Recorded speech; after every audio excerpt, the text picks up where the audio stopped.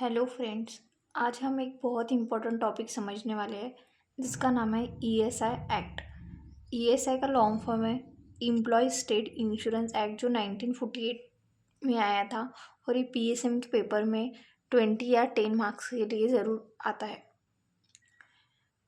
यह कानून भारत में 1948 में शुरू हुआ था। इसका मुख्य मेन एम जो है वो है कर्मचारी। कर्मचारी मीन्स एम्प्लॉयज़ मीन्स वर्कर जो फैक्ट्री में काम करते हैं, उनको मेडिकल एंड फाइनेंशियली सिक्योरिटी देना। It is a important social security and health insurance scheme for workers in India. इसको बोलते हैं ईएसआई एक्ट, जो 1948 में आया था। अगर कोई इम्प्लॉइज़ वर्कर बीमार हो जाए, कि वह एक्सीडेंट हो जाए, प्रेगनेंसी हो जाए, अगर फीमेल इम्प्लॉइज़ प्रेगनेंसी के टाइम उसको काम करते समय कोई इंजरी हो जाए, तो सरकार की इस स्कीम से उसे इलाज और पैसे दोनों की मदद मिलती है। फाइनेंशियली भी और मेडिकल भी उनको हेल्प मिलती है ये स्कीम के हेल्प से। अब इसे सिंपल एग्जाम्पल से समझते हैं। मान लीजिए राहुल एक फैक्ट्री में काम करता है और उसकी सैलरी 80,000 पर मंथ है। क्योंकि उसकी सैलरी 21,000 से कम है, इसलिए ये ईएसआई स्कीम के अंदर आता है। इम्पॉर्टेंट बात है, ये जो ईएसआई एक्ट है वो किस लोगों को कवरेज करती है, किस लोगों को लागू होती। फ्रॉम 6 सितंबर 2006 एक्ट से cover all employees getting up to 21,000 per month. जिनको 21,000 तक पेमेंट है वही ये इसमें लागू होते हैं। Cover all factories in India excluding mine defences railway छोड़ के सब जो ऑल फैक्ट्रीज है इसमें कवर होंगी।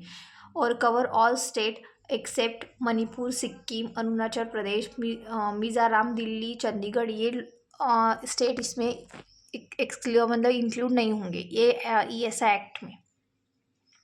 हम एग्जाम्पल देख रहे थे क्योंकि राहुल नाम का एक अगर फैक्ट्री में काम करता है और उसकी सैलरी 80,000 पर मंथ है, ये ईएसआई स्कीम में लागू इसको फैसिलिटी मिलेगी।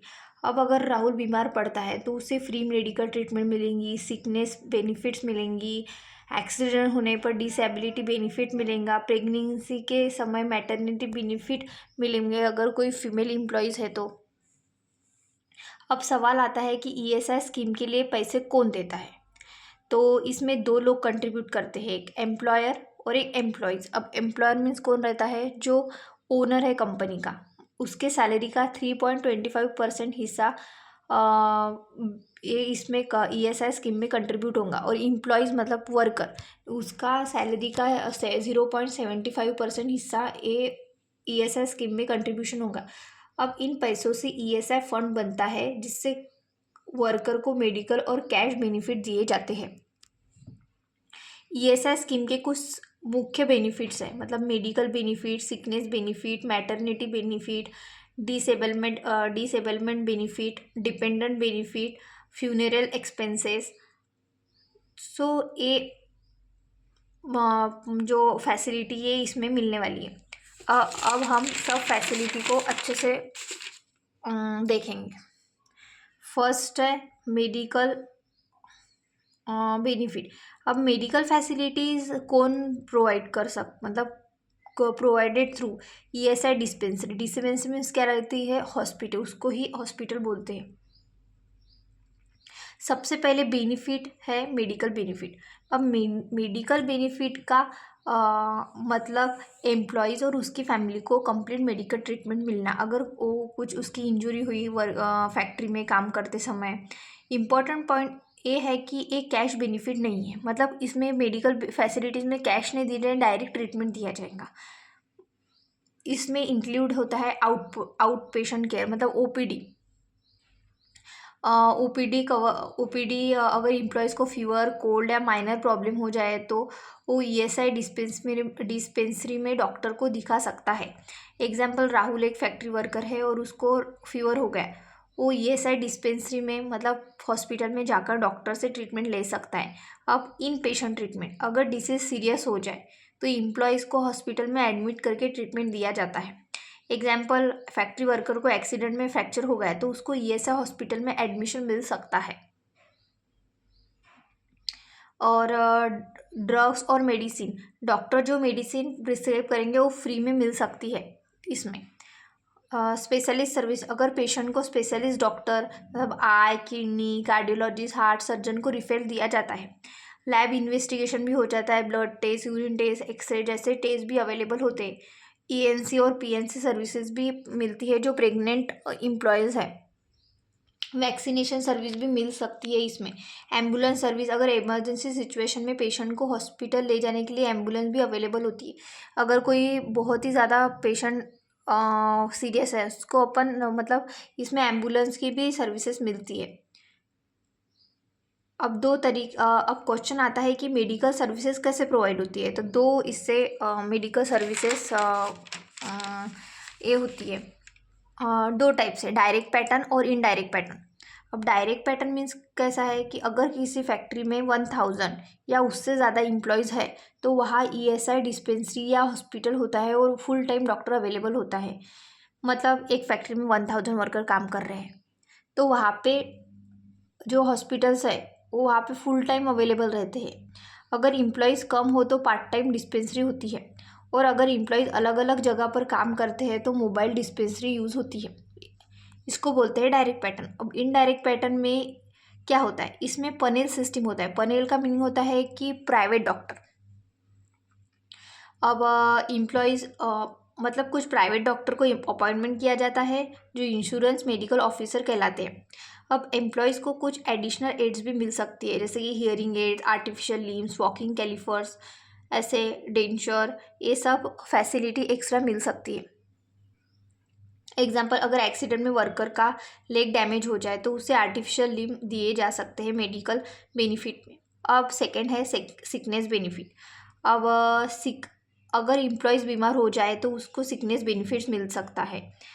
लेकिन कंडीशन ये है कि इंश्योरेंस मेडिकल ऑफिस इलनेस को सर्टिफाइड करना पड़ेगा, ठीक है। और एम्प्लॉयज़ को डेली वेग का 70% पेमेंट मिलता है। वेग मीन्स क्या रहता है, सैलरी। एग्जाम्पल, अगर वर्कर की डेली वेग है 1000 है, मतलब सैलरी 1000 है, डेली कमा रहा है, तो उसको ₹700 पर डे मिल सकता है।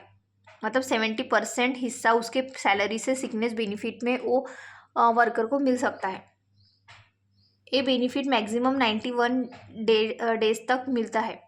एक्सटेंडेड सिकनेस बेनिफिट अब किसको मिलेगा, 91 डे। एग्जाम्पल, उसको टीबी है, एड्स है, कैंसर है, कोरोनरी आर्टरी डिसीज है, सीओपीडी है, लिवर सिरोसिस और सिजोफ्रेनिया में एक्सटेंडेड सिकनेस बेनिफिट मिल सकता है 91 डेज के बाद भी अगर ये कोई डिसीज वर्कर को हुई तो। एग्जाम्पल, अगर किसी एम्प्लॉयज़ को टीबी हो जाए तो वो लोग लॉन्ग टाइम तक सिकनेस बेनिफिट ले सकते हैं।